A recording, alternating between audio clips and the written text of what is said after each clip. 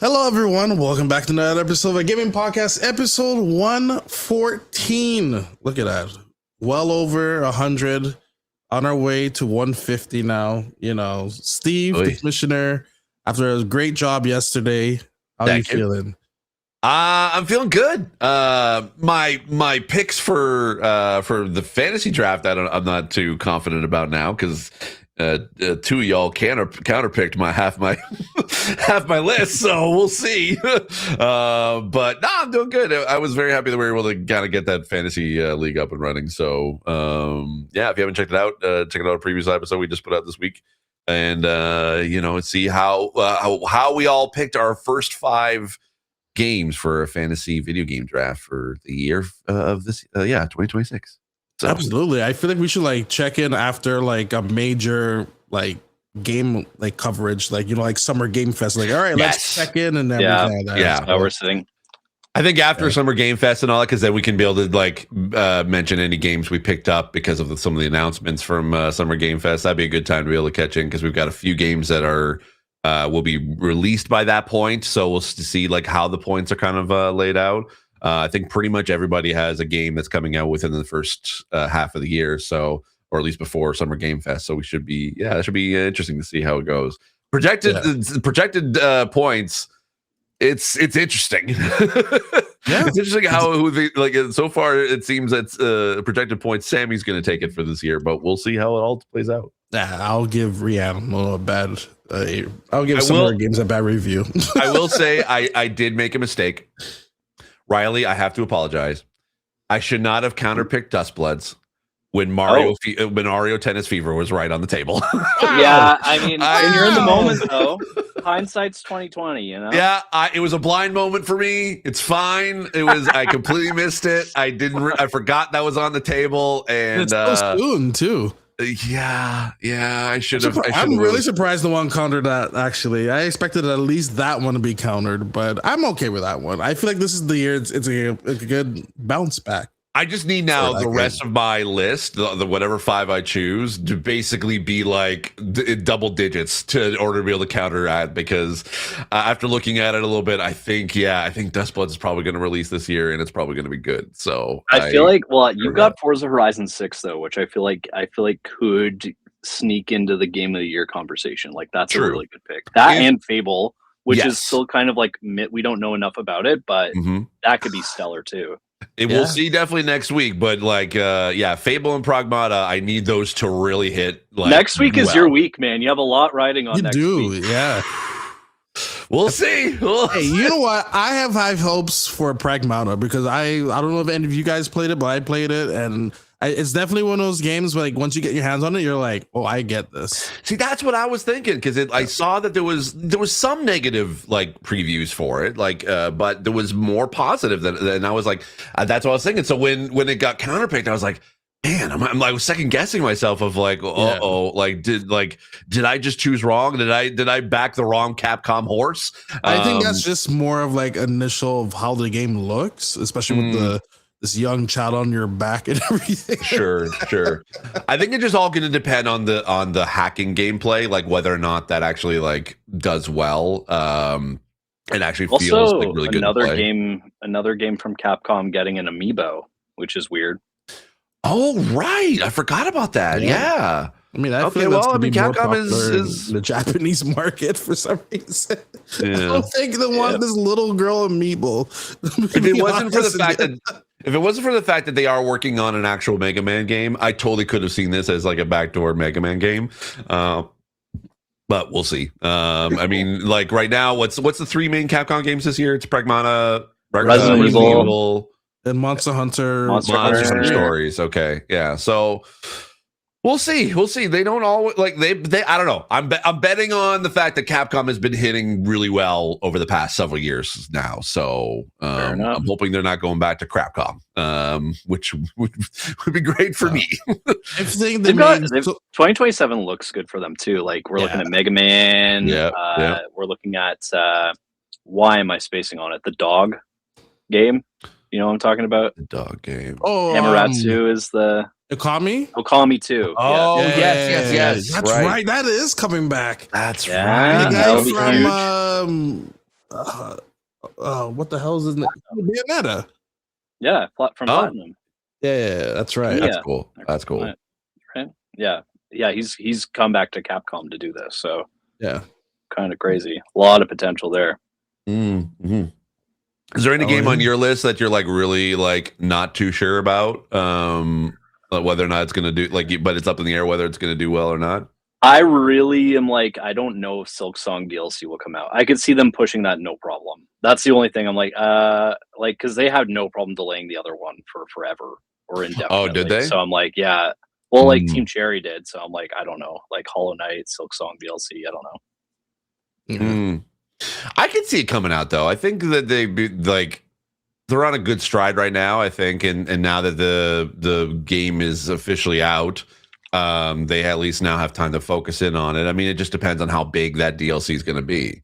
If it's pretty significant, maybe it might be delayed out. But I see that as like being a solid 2026 release. I hope so. It'd be good for me. Sure. What's going on with you though, Riley? Besides some lovely Eggo snacks you got there. Yeah, I got a little Eggo snack, and I have a LaCroix. Oh, you're going from bubbly to LaCroix. It's a peach pear. Okay. I find just lovely. I like a good peach, like bubbly flavor, kind of. Yeah, it's good. The peach pear, it's good stuff. It's good stuff. Okay. Mm-hmm. Okay. Hell yeah. But yeah, not much else. Pretty much the same as yesterday. What was your most played game on your Nintendo new year in review? Animal Crossing. What the hell? Really? Yeah. Wow. It was Animal Crossing, and then it was Donkey Kong Bonanza, and then I believe it was Smash Brothers. I think. Interesting. Okay. Mine was DK Bonanza, Cyberpunk, and Hades. For my three. That's a great trio there. WWE, Bonanza, MLB. So, but I feel like this year is going to be a big mix because now a lot more games are coming out on Switch too. Yeah, it's going to be a big mix of games. That's for sure. So I really do think that one of the main stories of the year is going to be how many ports we're going to see on the Switch 2 now that it's out. Because I think that it's a good solid system, and the fact that NVIDIA is planning on doing a lot of updates to DLSS. They're only going to benefit from it. So it will be the one system that actually like gets better with age because of just the updates they can be able to just push out for the chip. So I'm really looking forward to seeing more like third party ports to it. Like if we're able to get, again, I know it's like I've said this before, the fact they were able to get Cyberpunk working really well and looking great on the Switch 2. That's saying something. So it's really impressive because yesterday I was like doing like a little nerdy stream and testing out DLSS 4.5, and like I feel like with the Switch 2 DLSS, like I feel like there could be games that like, hey, they may run 40 now, but like a year later they might be like, hey, here's a 60 FPS patch because the game. Because I think the Switch 2 uses like a form of DLSS Lite. And like it's only going to be better. Like I was running games like on performance mode, which is like basically upscaling from 720p to like 4K. And I was like, it looked like I was looking. I was like, I don't see any like light flickering or anything. It was really, really impressive. So wow, it's only going to get better with the Switch. I feel like this could be a console that could probably last a lot longer than it's supposed to, especially if they can figure out if DLSS is gonna keep on improving as well, and I'm sure that's probably what they had in mind when Nintendo was like, "Hey, make sure you have this feature on this chip and everything." Sure. So, do you think I need some big games from them this year, though? That's like true. Big games. Do you think that the rumors of when President Fujikawa, as I was how you pronounce his name, when he was saying about Nintendo may potentially having to increase their Switch 2 prices because of RAM costs, do you think that we're going to see a Switch 2 price increase this year? I know he mentioned that, and of course he gave some PR answers like, hey, he couldn't like rule it out. Yeah, right? I don't mention on speculations and everything, but I feel like they have like enough stock to not to do this. as well, and at then, least for a year. Maybe they can ride out. yeah, Maybe and they've timed it well. I hope. yeah, and I feel like a year will kind of buy them time to see like what's going on in the world. Maybe the whole RAM RAM crisis kind of like slows down a little bit, right? Well, because it's only them. That's like even like Sony and Xbox, the Steam machine as well. So that's what's going to be kind of like my that was my leading question to kind of what like I was concerned about, because I've been thinking like with the RAM increases, it kind of reminds me of, remember when everyone was buying up graphics cards to do crypto to mine crypto, and basically and graphics card prices were skyrocketing. Do you think that I mean, we survived that to a certain degree? Do you think that is this like done like the RAM cost increases and like scarcity of chips and stuff like that? Do you think that it's going like this is going to do reputable like harm to the video game industry, or do you think it's just a wave that we gotta like ride out? Because I like looking at this, like just again with tariffs and the fact that also like Crucial decided to, we're not producing commercial RAM anymore. It's all going to be going to AI data centers, and a lot like, and that's one of the biggest like RAM manufacturers in the world. And so now they're out, so everyone else is having to scramble to create something or get like stock in for whatever the device they're making, because that RAM pretty much runs everything. Do you think it's going to be like we're seeing the beginning of, okay, we need to go back to older hardware, or we need to kind of like held off on the hardware that we got? Like, do you think it's going to do reputable harm for the industry as a whole? I think when there are times where there are shortages like this, or any sort of like industry wide like issue, the best thing you can do is just hold. So if you can like stay where you're at and not make any investments in the meantime, like you just wait and see what happens. Because like if you overcommit either way, like you could just damage yourself. And you never want to make a call like that from a position of panic. Because it ultimately you probably will end up making the wrong decision. So if you're if like in unsteady waters, just like hold. Just stay still. Yeah. See what happens, right? So we'll see what happens there.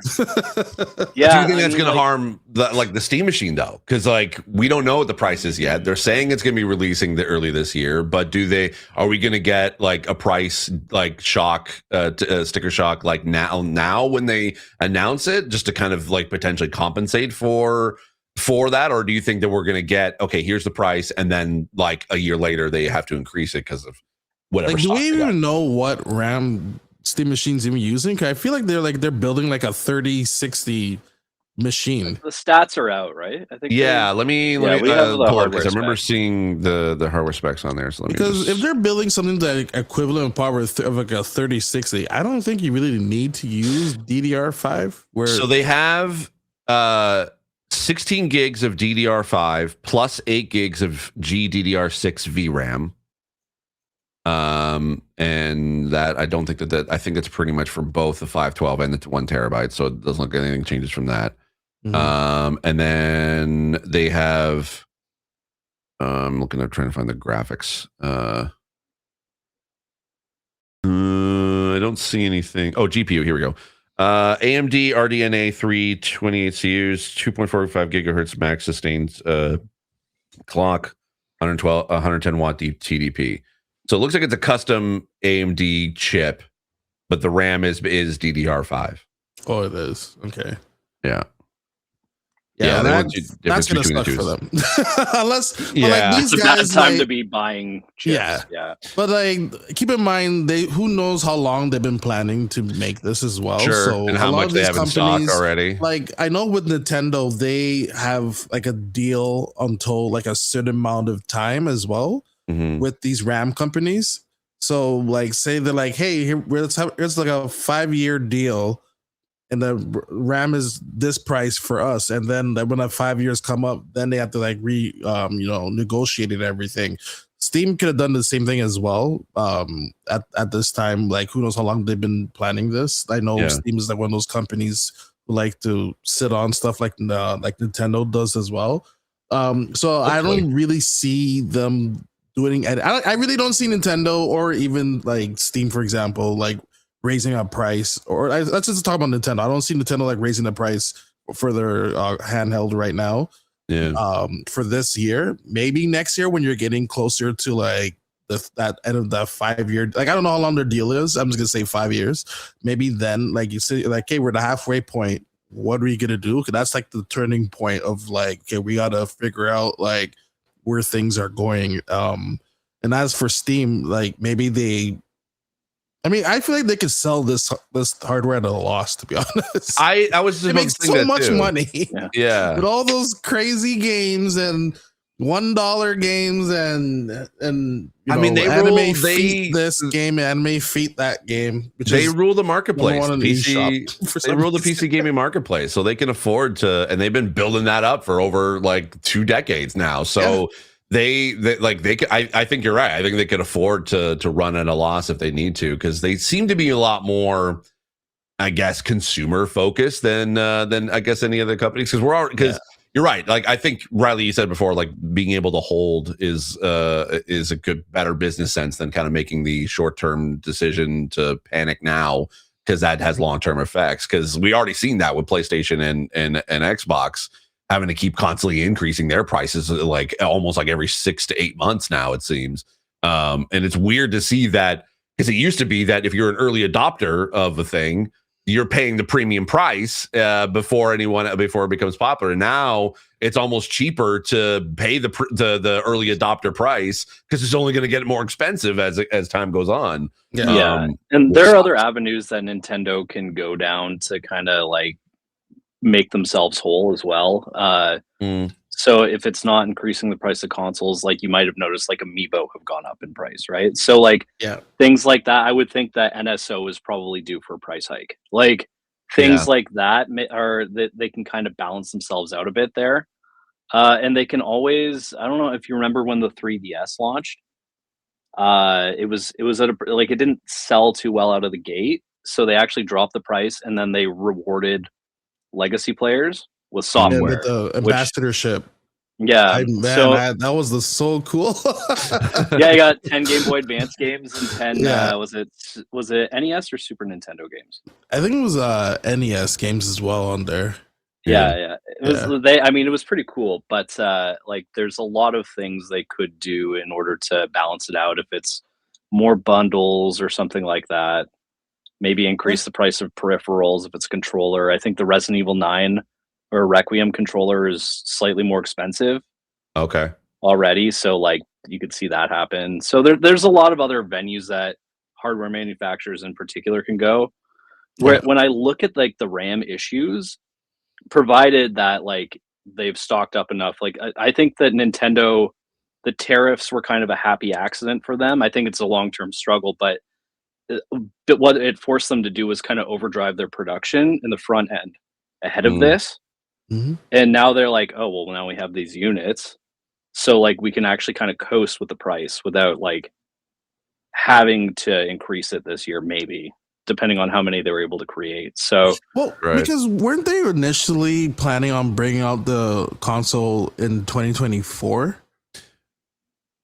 I think because that was a rumor that it was. There were reports that the software wasn't ready or something. Something like there were like rumors that was like it got delayed till 2025, but I feel like 2024 they were like, okay, this is the system.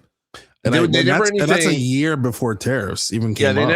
They never said anything officially, but it was always rumored that it was supposed to come out in 2024, and then they delayed it. But and I think I ever heard like there was the rumor that potentially it was trying to be able to get like increased amount of stock into like North America or into markets so that they wouldn't sell out in preparation for that. So that might have been the smartest move for them. It might have worked out for them. Yeah. Which like right now the only place you can't get it is Japan still. Like, Japan's still selling out like crazy. Everything else is kind of like subsided a bit. Yeah. So but it's I don't know, it's gonna be interesting, that's for sure. With the whole RAM thing, like, you gotta make things a lot more optimized. Like Sony, there's rumors of Sony like delaying their next system, which I think and is with the smart thing Xbox, to do. Because Xbox, I don't really.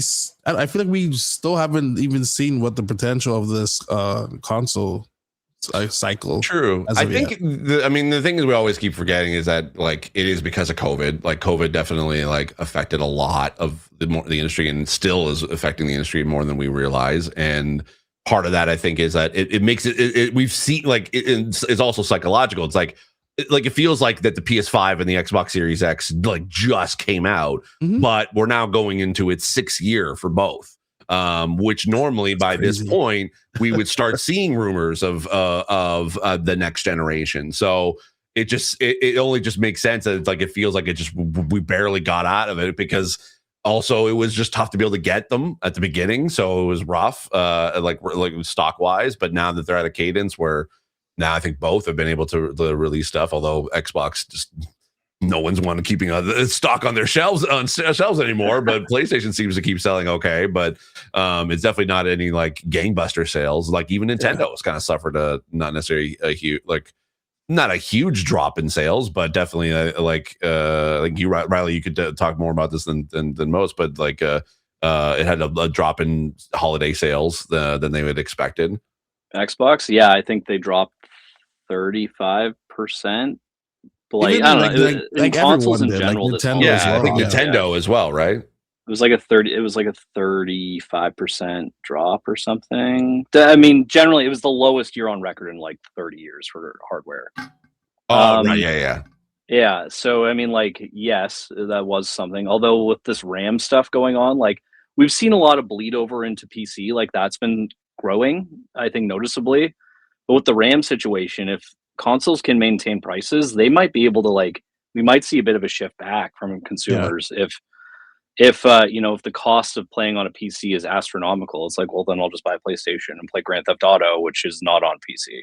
Yeah. So there's a lot of incentive right now. It's, I don't know, it's just weird how it worked out that way. There's like I was looking the other day. There was a GPU that cost $4,000, but then yet they were selling a laptop that costs $4,100 with the same GPU, and I was like, well, you might as well just buy the laptop. I get a whole computer with the same GPU on it. Yeah, you know what? I mean, kind of going back to it, I think the biggest winner, if they did their back end and supply chain like all set up, ready to go, Steam Machine might be the go-to place. I think because it's a great mid-range PC. Technically, but it still brings that console experience. And right now, hey, if any parent looks at Steam and sees games that are as cheap as like $1, I think they would like if Steam Machine can break out of the gaming bubble and basically be on store shelves like in Walmart or Best Buy or what have you, and just be like, hey, this is a cheaper mid-range I would PC. love to sell Steam, like Steam Deck and Steam Machine. I think that would be the coolest thing to work with. If they could work that out, I think they might win out in the end because they it's the perfect in between. It's the perfect sort of console size. But why don't they? Is it that I feel like that was just a Steam thing? They just want to hold all profits. They're very well. I mean, there's definitely an element of that, and I think when Steam Deck came out, it was like higher risk. So they're like, we'll see how it does. Like they tried they've never been great at before. Yeah, right. So, and I don't know if they have the production line to really crank that up to scale it to all of the retailers, but if they could, that would be really cool because that would be a really great thing to sell. But I mean, in terms of if they'll come out ahead, I mean, it really depends on how far they are in their production right now and what they've secured in terms of allotments for, the pieces of it. I really don't know. I haven't heard any dates. I think March might have been rumored, but that's a fairly quick turnaround time. So I don't know. Well, they said early 2026, and I feel like if you go beyond March, that's no longer early. Yeah, it's not that earlier. Yeah. Inching towards mid. Yeah, you're getting a little close to mid now there, And one thing Steam is doing that I actually had here is that they're making their Steam Machine verified requirements will have fewer constraints apparently. So It'd be a lot easier to know, like, oh, is this Steam verified or not? And like, one thing that kind of worries me about this whole Steam verify thing is, which I've seen happen with the Steam Deck, is like one day a game will be verified, and then one update happens, and then all of a sudden it's no longer verified. Yeah, as well. I think it happened to Spider-Man actually. Yeah, it's kind of one of those, like, it's a self-verification process, right? Like it's it's the same with like because they have accessibility tags now on Steam, where a studio or like a publisher can go in and into their Steam backend and basically go through a wizard of okay, what does this game have, and you basically get to choose which accessibility tags to be able to add. It's kind of similar in a way to Steam like verified. I don't know whether there is like a Steam like the verified team that actually does go through all these, but I from my understanding is that Steam is very like, hey, we'll build the system to deliver your games. You all provide the information, so have at it. And that's my guess, is that like that's why those things happen. It's like, okay, yeah, we now are able to get it to the requirements of Steam verified. We'll release that as the update, and then you're right. Like the next update later, the studio had, or the devs had no idea that would break one of the Steam verification stuff, and it just basically like it doesn't work anymore as intended. Yeah. And it's funny that happens to like even games on Nintendo. I know like System Shock 2, that game, it had an update, and now the game started running like at 5 frames per second. Like that game's broken. I don't know what's going on there. And then another thing that you brought up, Riley, is like people rushing to do things as well. Do you think that's what happened at Meta as they closed down 3 of their studios today? Twisted Pixel, who just recently, that Deadpool game that just came out recently. Yeah. Sanzuru Games as well, who did the Asgard Wrath game. That was the Matt Mercer one, right? That's the Matt Mercer one. Yeah. The one that actually like proved to like people beyond VR of like, if you want a great VR experience, this is the best one. Like even beating out, like in some minds, like Half-Life Alyx being like the definitive VR experience. Like it just like the fact, like again, no studio is immune to being closed, no matter how good their game is. Yeah, I think Meta was, they obviously leaned into the gaming side. I think they're probably seeing more returns with something like the Meta Ray-Bans partnerships. And I think the point of entry is just so high. Like it's like very expensive hardware. And it's kind of limited in its practicality. I just think it's been a tough market for them to really break through in meaningfully. Yeah. It's weird because they have like different priorities, right? Like they've been trying to build this metaverse. I mean, literally changing their company called Facebook to Meta. Like going all in on that. But what was the good side product of that was releasing, like actually like having like investing into studios to make VR games for them. And I think that they were okay. Like it's not like that there was any bad like crop of games, but for every like one really good game, there was like maybe like 10 to 15 that were just okay. And it's unfortunate that Meta like had invested so much into it and not even realizing what they had, and just basically like, oh, okay, well, it's like Mark Zuckerberg basically is just like, it's whatever, it's as his whim. Like, you know what, this metaverse ain't working out. I'm like, I invest. It doesn't matter if I invested billions of dollars into it. Who cares? I'm done. It's over. I don't care anymore. And then you get stories like this where studios are going to close out of it. So, and the one who also did Resident Evil 4 as well, they VR, they got shut down as well. So jeez. There was 3 in total, and I guess like the metaverse thing, that project is done as well. I didn't really care for that, and maybe to me that's like, okay, well, thank God that's gone, but for everyone else, it definitely does. So it's a shame. Those were good. Like Twisted Pixel was one of my favorite studios during the 360 era. Yeah, and they were at one point owned by Xbox and then went independent again. But they made Splosion Man and the Maw and Mrs. Splosion Man, the Gunslinger, like stuff like really cool games. And then one of the other ones was Sanzaru Games, and they did a lot of work with PlayStation actually. Yeah. So like they brought over, they did Sly Cooper 4. and brought over some of the games in trilogy formats. I think God of War Remastered was another project they did. So the like really talented teams that just fell in line with a company that just didn't work out, which is really a shame, because I feel like they could have been leveraged in better ways in different places. Mm-hmm. Yeah.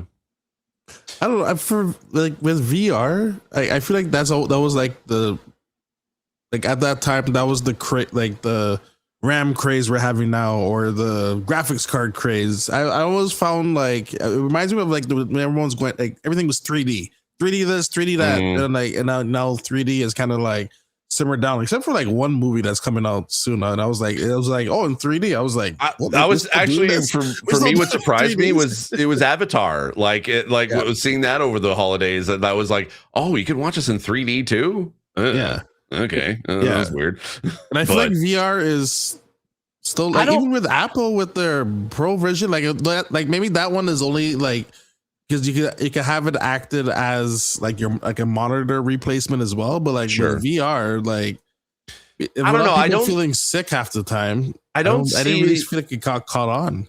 I don't see VR as like the fad of like 3D or something like that. Because that like VR has lasted quite a while. Like it's been around now for well over 10 years. And it may not have sort of taken off as a huge platform, but it is still a decent platform to be able to make games out of. Like, yeah, you're right. It is still difficult for anyone to be able to pick up and play. And that's actually more accessibility related than anything, but they are getting better at it. There's heavy investment into making sure that they can, like, people can be able to pick up a VR headset and still try to be able to play with minimal discomfort. So I don't see it being like a 3D fad, like there's like a VR fad. I just think it's just part of the part of the industry that, like, it's kind of like, how we it's not comparing apples to like the oranges here, but like kind of like how we sort of ignore mobile games.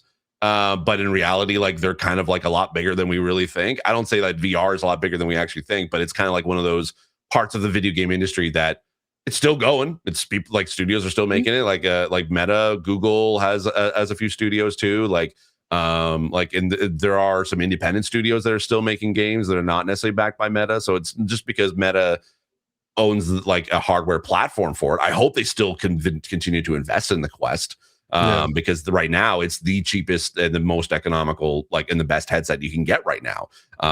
So I don't want to see that department close, but if they have to stop investing in basically like building it, like having their own in-house studios, I'm hoping that just means that more independent studios can pick up and the pieces and be like, okay, yeah, we still believe in this platform. We still want to make games for it. Let's continue to keep doing it. Yeah. I just feel like a lot of things are moving towards the glasses, where now like you can play your Switch, like plug it into like your glasses, and you have your Switch on the go, or Steam Deck, or like the AR versus the VR, right? Yeah. I think that's more like that sort of tech has the possibility, like the ability to catch on, I think, easier than VR, which is like obviously way clunkier. It really is very, like, it's not as practical, it's not as portable, it's not any of those things. So I do think that if Meta can refine the AR stuff, I think that will be a big win for that industry, and it seems like they're leaning into that side of things. And then if they want to incorporate gaming into that, still they can partner with Xbox, and you can stream Game Pass to it, stuff like that. They sort of fall in line. So yeah. Just have to wait and see. Even Major Nelson, there's no one safe from jump. Like he got laid off as well. And everything. Right. Yeah. No one is safe, man. It's crazy. But actually, I think Major Nelson, like, I don't think that was his one like main job, because I think he's still like on the board or like one of the higher ups at Unity right now. So I think he's had a lot of like hands in the fire. It was laid off from Unity. Oh, he was laid off from Unity? Wait, that happened? Yeah, it was. That's what happened? Oh, shoot. Yeah. Oh, okay. I thought he was working on a VR studio. Okay, never mind. Damn. No. This one's like with Unity. I think this was like a couple hours ago as well. So. Oh, damn. Oh, man. Yeah. Sorry, Larry. Even the Major's not safe. It's crazy. Less than 2 years. Wow. Damn. So with Xbox coming out, when's this coming out? Xbox is when? Like 22nd? 22nd, yeah. Yep. I was gonna do a prediction now, but like, yeah, whatever. We'll do a prediction now. Steve Saylor Day. 22nd isn't Steve Saylor D Day. Two of his picks are showing up. That's right. That's right. Is that what it was that and Forza's Fable and Beasts of what is it? Beasts of whatever. The Game Freak game. The Game Freak game. Yeah. And then there's a secret fourth game as well. That's heavily rumored. They say from a first party studio. So I'm kind of curious. I mean, I feel like it's got to be Double Fine, right?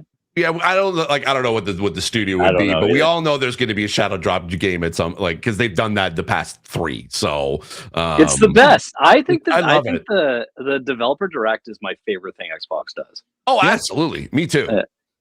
It's just it's well edited. It runs clean. It's interesting. And there are surprises. So I'm just excited to see what they do. Well, we know it's not Hi-Fi Rush, that's for sure. So yeah, we're not getting that. Riley, where's the Switch 2 version? Come on. I don't know, man. I feel like they're doing it. They'll do it. It's weird because they just it's funny. They redid all the YouTube channels. Oh, did they? And the swap over, yeah. Yeah, they swapped over everything. It was all brand new and everything. And then they released a physical edition for like PlayStation and Xbox and everything, but then nothing on the Switch. And I was like, that would be the perfect time to announce the Switch version. I feel like maybe you could just do that in a direct, and people would be like, "Cool." Yeah. Well, that's like an easy one to throw in. Physical copy. I feel like they're kind of gearing up for a direct too. There have been a lot of games getting rated by rating boards, so I'm like, there could be a direct this month for some reason. It's first precedent for it. Like usually, end of January, beginning of February is usually when they do some sort of direct. Whether I don't think it's like going to be a solid like here's a specific Nintendo direct, but I think like a indie world or a third like partner a showcase. Partner showcase. And Call of Duty out there. Yeah, that's in the code now for that's in the code. Yeah. 7. Yeah. So do you think it's Warzone only or Blop 7? Ooh, I'd be willing to bet. I don't know about Blop 7. I think Blop 6 maybe or earlier. Why not? I feel 7? Like we're gonna get. I think Warzone and Blop 7. Too advanced. It's on PlayStation 4. Oh, is it? Yeah. I didn't realize it actually went back to. Oh, okay, never mind. Then I take all back. Yeah, okay. Blop 7. Maybe a few though. Like I could see if them doing like Black Ops 6, Black Ops 7, maybe Modern Warfare, whatever is. That's what I thought. Like maybe like the whole Call of Duty catalog could be going over, and be ported over. Like Modern Warfare Legacy bundle. Yeah, I could see that. Maybe like Modern Warfare W2. Yeah, like 4 games or something. Yeah, kind of the Resident Evil approach, right? They got what games you got in the bundle. They got remastered for MW, and then they got MW2, MW3, and then if they release Blop 6 and 7, no Advanced Warfare, please. No, what is part of the modern COD experience? Like what carries over into modern Warzone? I think it's MW, like pretty much MW and the Black Ops like series. Modern Warfare, but is it Modern Warfare 2 though? And not the first Modern Warfare? Because the first Modern Warfare launched the original Warzone. Right, but they remastered it since then though. Yeah. What? How did I miss this? The original Modern Warfare? Yeah, it was remastered like years ago. Remastered that. Oh no, sorry, but that's what they He was like, wait, I missed a COD game. Yeah, I'm like, what? I threw me for Riley was gonna download so fast. He's like, I remember one of my very early podcasts. I remember one of my very Blind Gamer episodes was playing the remastered Modern Warfare. Yes, okay, no, I know they rebooted the Modern Warfare games, but I think Warzone launched alongside the first one. And then they launched Warzone 2.0, which is its own thing separate from that. 2.0. So I think whatever touched 2.0, those games could very well be ported over. Which pretty much was MW2 forward, I think. I think so. Because we got 3, right?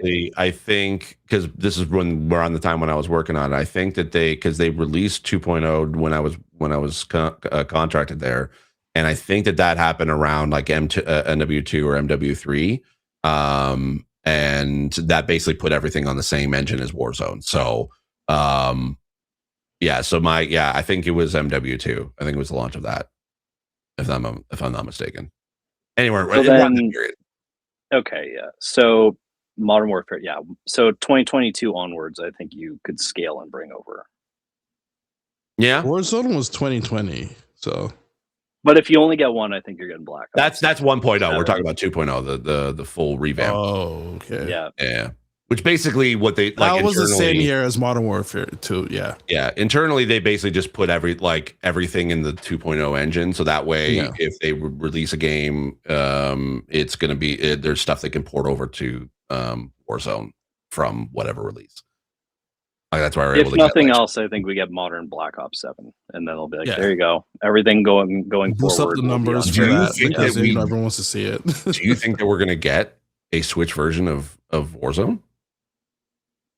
Like an OG, like the original, like Switch no, just 1? Whatever current Warzone that we got, like War 2.0. I think, yeah, I think you would. Yeah, I mean, like a free to play component to it. The thing is, we have yet to, other than Mario Kart World, we have yet to see like a true like push online. Well, I guess Kirby Air Riders, but there's Final Fantasy 14's coming out to the Switch too. That's that's a hefty game too. It'd be interesting to see because because Warzone and yeah, obviously like absolutely Final Fantasy 14 that would test the online capabilities of the Switch 2. We got Fortnite.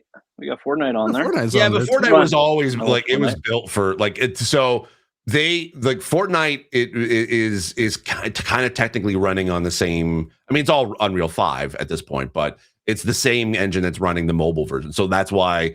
So when you're playing on the Switch, you're playing it with other Switch and mobile players, and you don't touch the consoles. The servers don't match unless you go into like Xbox and PC and PlayStation. They're all on the same servers. But but on Switch 2, it's the console version of Fortnite. So it's like you're not. Yeah. So it's like a whole new version of it. Yeah. Okay. Yeah. Well, then so they're running it. They're getting the community stuff going there a bit. Okay. I always thought it was the companies running the servers, and not like the platformer. No. Well, yeah, it is for some games, right? But it's when a game ends, like let's just say Anthem, for example. Let's say Anthem was on the Switch, R.I.P. and Anthem, R.I.P. and then like. It wouldn't have been Nintendo who shut down the servers. It would be EA. It is running the servers. Yeah. EA runs the servers there. I'm just saying, when I say like the online capabilities of the Switch, it's like because the Switch 1, the Wi-Fi chip or the online chip that they had was terrible. It was terrible. Two, they've definitely improved that and increased way better. So yes, which will this allow like Wi-Fi 6 or something like that. I think. I don't know. It's not. But I feel like you're probably right.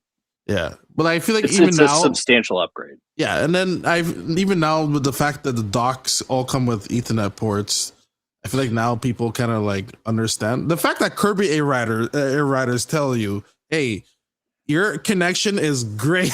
Like the fact it gives you a status, I'm like, oh, thank God. Like maybe now people are more focused instead of like this kid running up and down their house playing with the Switch. Like you're killing this game online match. So it is Wi-Fi 6 on the Switch. Okay, which is really, really good connectivity. So I actually want to see what the Switch 1 had for Wi-Fi specs. Oh, it was still Wi-Fi 5? It just wasn't good. No, it definitely was not. Absolutely. Let's see. I know, like even games like Street Fighter 6, it's crossplay, it works great and everything. So, they didn't even have like there's not even a number. It's just Wi-Fi, A, B, G, and. Do you remember during the Wii era, you had to buy like a connector for Wi-Fi, and you had to plug it into your monitor and into the back of the console. Yeah. And there was a disc that you had to insert into. It was a whole thing. That was crazy. That was the only way to watch Netflix. That's true. Yeah, right. Yeah. Netflix on there. Yeah. Wow. Ridiculous. What a world. Yeah. Crazy. Absolutely crazy. Okay, so here's a question for you guys. Yeah. Outside of COD, what do you think? What's a big third-party game you think is going to hit Switch 2 this year? Forza. Forza Horizon 6? Oh yeah, that's coming.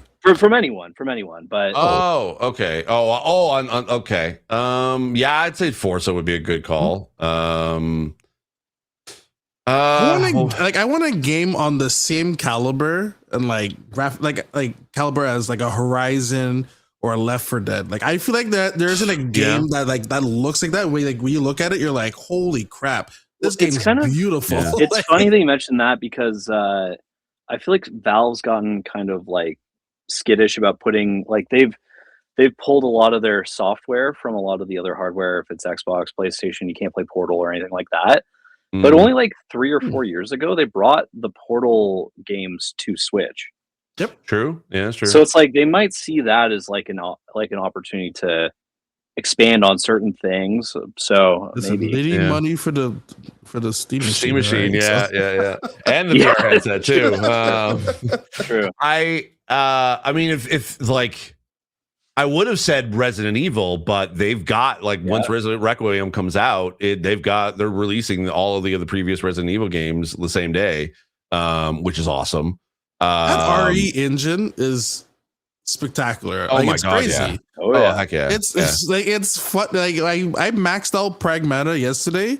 And the game was using like a third of my graphics card. I was like, "This is no wonders on the Switch too." It's great. It looks amazing. For the longest time, I actually always thought that the RE engine stood for Resident Evil, but it's not. It actually stands for something else. Yeah, I had no idea. Because of I don't think people realize it actually was on Monster Hunter first. Yeah, the world, and then it came out on. A lot of people thought it came out. This was the RE engine for our Resident Evil 7. So yeah. Yeah, which you can see the years of them learning that engine, because if you look at the how they look in Resident Evil 7, they were extremely pale, it was very a muddy tone game, very gray looking, and then so on. You're they don't, everything's RE engine, so yeah. I'm trying to think if there's anything else that I would love to see on the Switch 2 that's not there or has never been. I mean, Halo is going to be coming.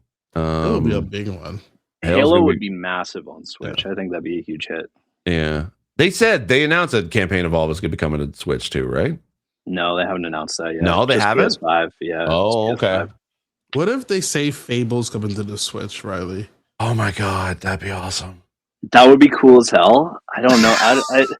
I don't know. Imagine that though, because it'd be Playground Games. That could be the announcement right there. It's Playground next little logo, Switch 2 logo. Forza and Fable both coming to Switch 2. I could see it. I mean, I can see it. But I think all the reports are people were late to the game getting some of these consoles, so I think we're probably going to see it staggered a little bit. Yeah. From some of these because Xbox was kind of in a weird position where they might launch a handheld, so I could see why Nintendo would be like, well, we'll give you consoles maybe later. Yeah. Whatever. I could see Gears launching on Switch. E-Day, that'd be cool. Maybe E-Day could be one, or at least the entire franchise. Reloaded. Reloaded, and then all the other ones remastered, and then even Gears 5. Gears 5 would be a good test to see how well that does on it. Well, Horizon 5 killed it on PlayStation. True. So I could see a Switch 2 version of that hitting, and then maybe next year we'll get 6 on there or something like that. I could see it too. Yeah, maybe they'll do a bundle thing where it's 4 and 5 or something, or maybe just 5. The announcement. Forza Horizon 6 coming 2026 to Xbox and PlayStation, and then next Switch 2 next year. But also right now, Forza Horizon 5 available. Play right now. Yeah, right now. I can see 6 coming out this year, because I feel like they already had on Switch 2. Yeah.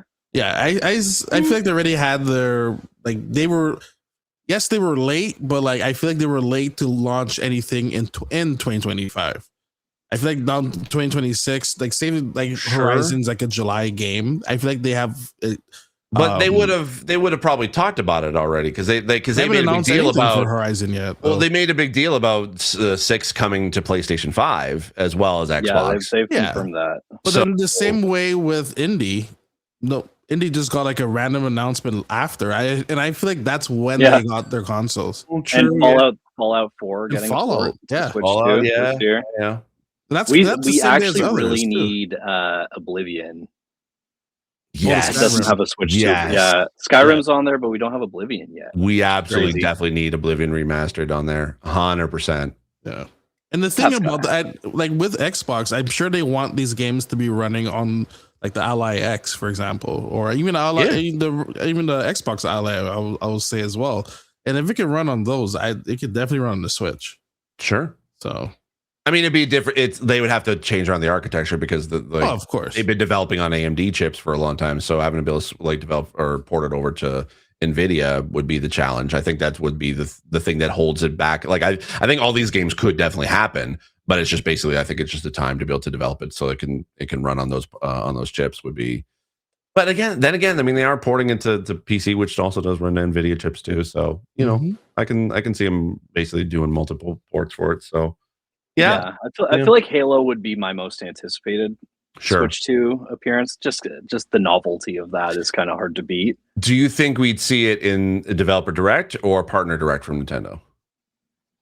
I think we see a logo at Xbox show next week. You think so? You think we'll see a Nintendo? I think we'll see a game there. I don't have any insider trade. This is just a gut feeling. Okay. I'd be back. I'd be willing to back that up. Yeah.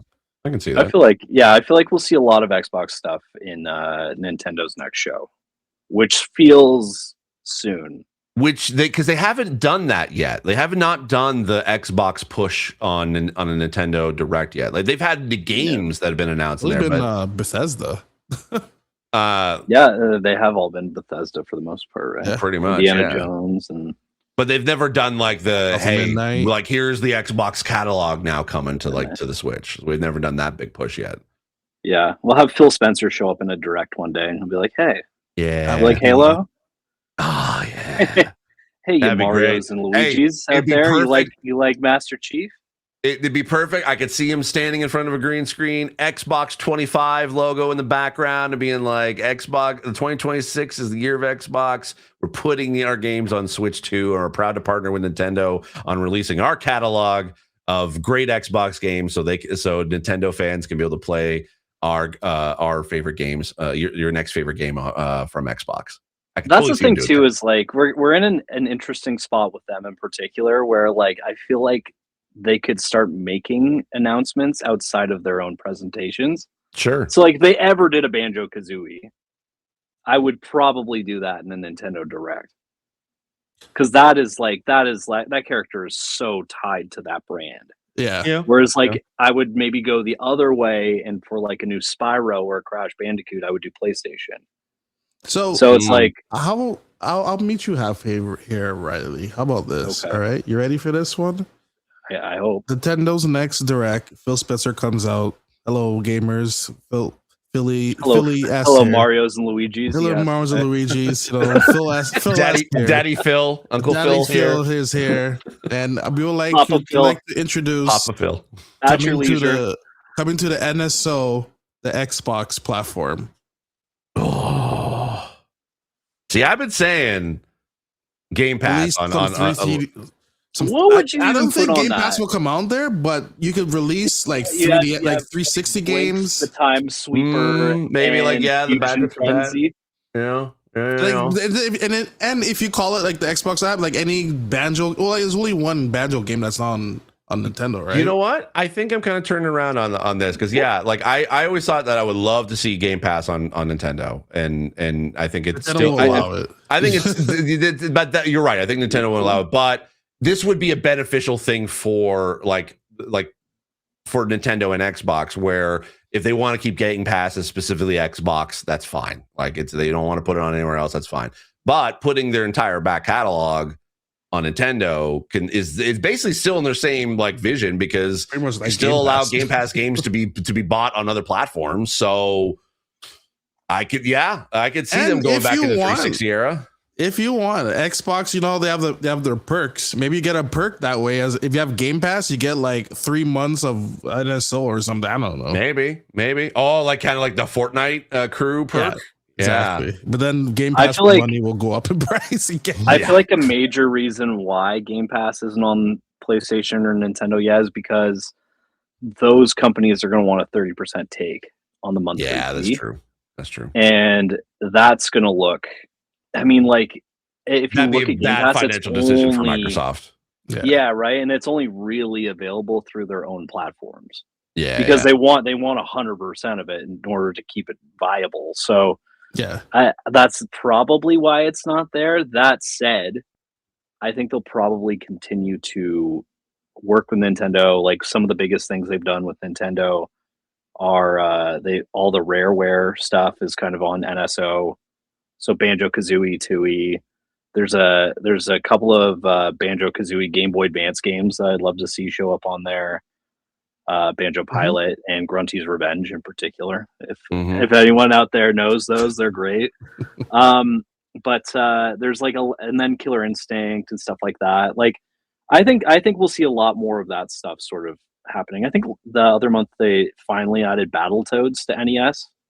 Online, which was really nice. So hopefully Conker's Bad Fur Day is next, and that's why I feel like you have like an Xbox, like how they have Genesis on there. You could just have like an Xbox like platform on NSO and add what those games games. would you put in there though?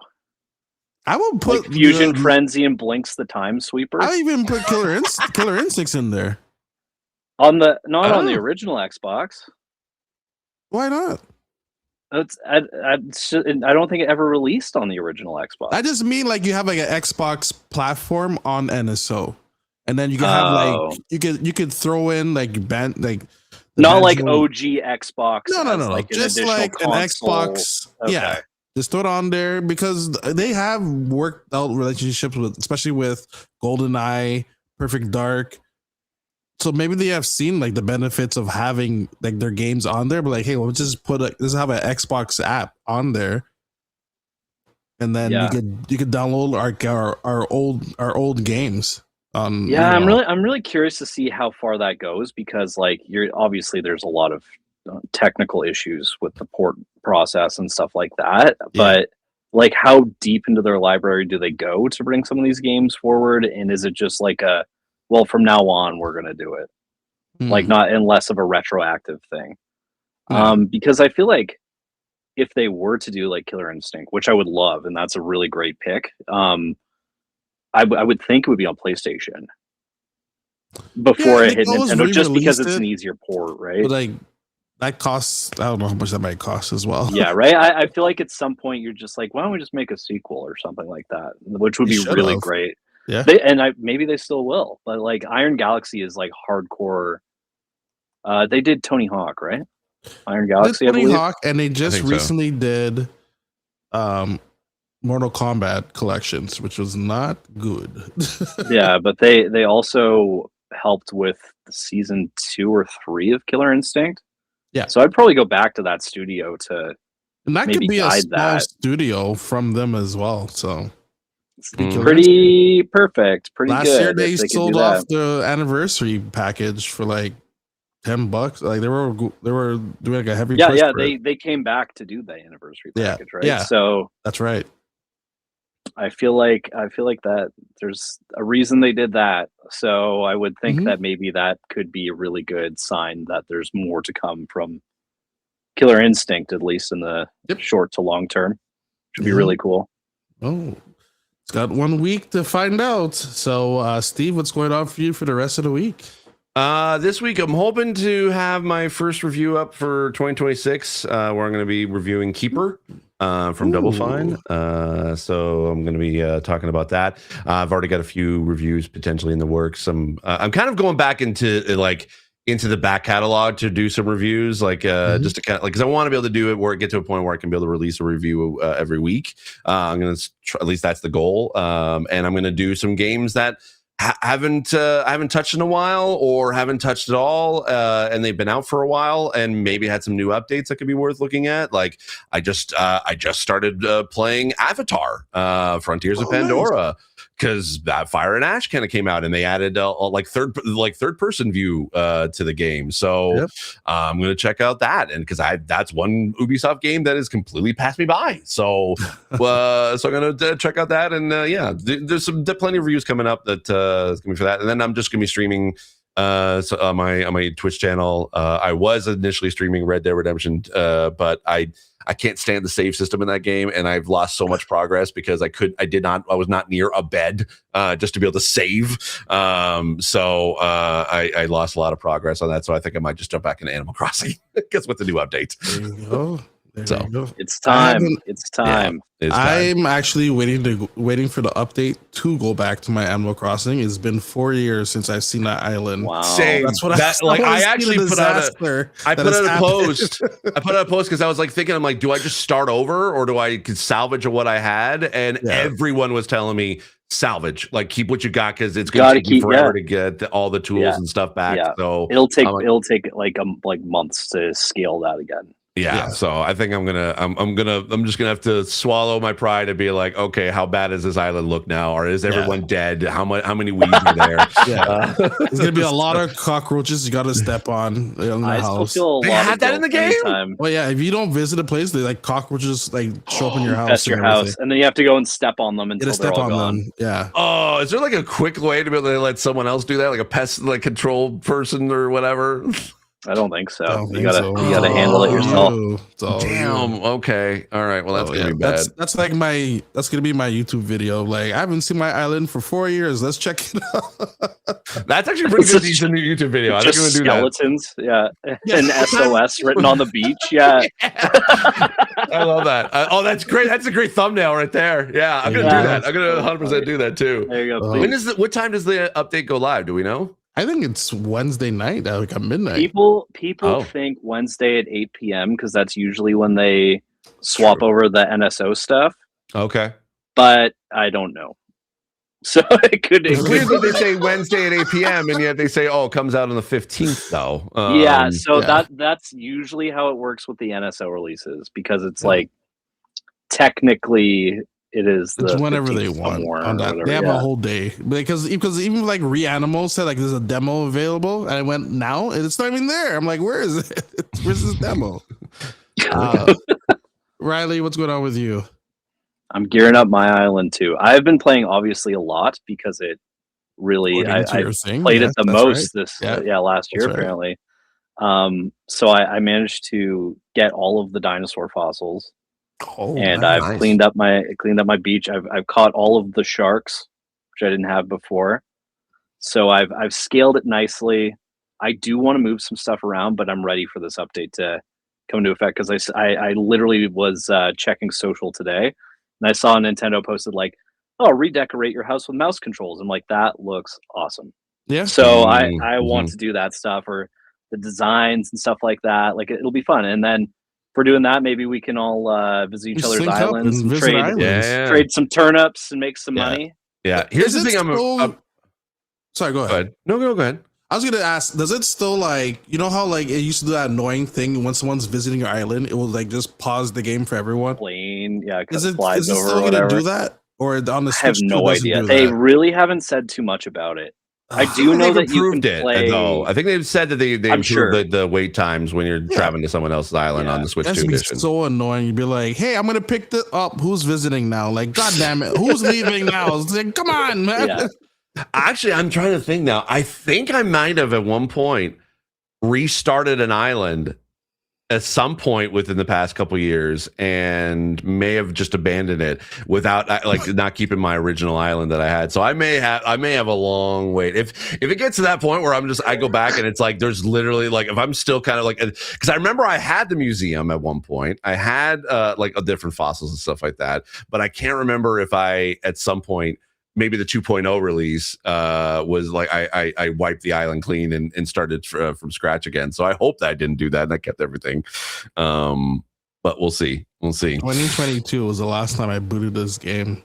I know I'm pretty excited. I'm pretty excited for the Zelda Islanders, the Splatoon Islanders, and then also the Legacy Nintendo hardware, which is going to be fun because you can actually play the games on it if you have NSO. Yeah. So I know I have a couple money trees around the place, so I don't think I even have. They're probably like long gone. I don't know.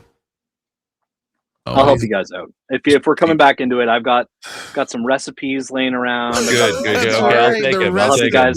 I'll help you guys. Are we doing the turnip stonks again? Yeah, stonks. Yeah, we got to do the stonks. Hell yeah! Turnips are still a thing in this game, right? Was it every Sunday or was Sunday morning or at 6 o'clock or something? No, every day at 6 until noon on Sunday. You can buy them. So it's time, man. We're gonna get rich, boys. We're gonna get rich. Get rich in the.